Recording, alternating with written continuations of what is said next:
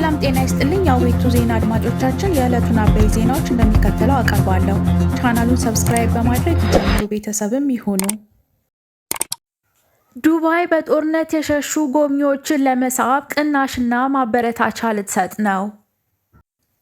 የተባበሩት አረብ ኤሚሬትስ ታዋቂዋ የቱሪስት ከተማ ዱባይ በጦርነት ምክንያት የተዳከመውን የቱሪስት ፍሰት ለማነቃቃት ለወራት የሚቆይ ልዩ ቅናሽ በመስጠት ጎብኚዎችን ልታበረታታ መሆኗን አስታወቀች።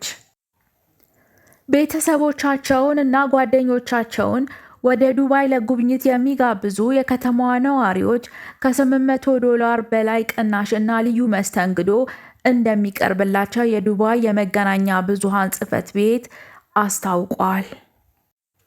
የዱባይ አስተዳደር በድረገጹ ላይ እንዳመለከተው ከአሁን ጀምሮ እስከ ጥቅምት ወር መጨረሻ ድረስ ቤተሰቦቻቸውንና ጓደኞቻቸውን ለጉብኝት የሚጋብዙ ነዋሪዎች የሚያርፉበት ሆቴል፣ የምግብ እና የጉብኝት ቦታዎች ትኬቶችን ጨምሮ የተለያዩ ጥቅሞችን ያገኛሉ። በመካከለኛው ምስራቅ ዋነኛ የቱሪስት መዳረሻ የሆነችው ዱባይ በየዓመቱ 19.5 ሚሊዮን ጎብኚዎችን ስታስተናግድ ቆይታለች። ነገር ግን አሜሪካና እስራኤል በኢራን ላይ ባካሄዱት ከአንድ ወር በላይ የዘለቀ ጦርነት የቱሪስት ፍሰቷ በከፍተኛ ሁኔታ ቀንሷል። አሜሪካ ለ12 ተከታታይ ሌሊቶች ኢራን ላይ ድብደባ ስትፈጽም የየመን ሁቲዎች 2 የሳዑዲ ነዳጅ ጫኝ መርከቦችን ማጥቃታቸውን ተናገሩ።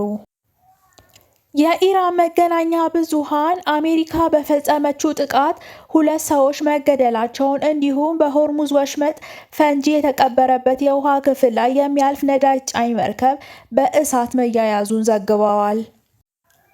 የአሜሪካው ፕሬዝዳንት ዶናልድ ትራምፕ ኢራን በሆርሙዝ ወሽመጥ ላይ የሚያልፉ መርከቦች ላይ ጥቃት መፈጸሟን ከቀጠለች ድልድዮቿን ወይም የኃይል ማመንጫዎቿን እንደሚያወድሙ ዝተው ሁቲዎች የቀይ ባህርን የሚዘጉ ከሆነ ደግሞ እርምጃ እንደሚወስዱ አስጠንቅቀዋል።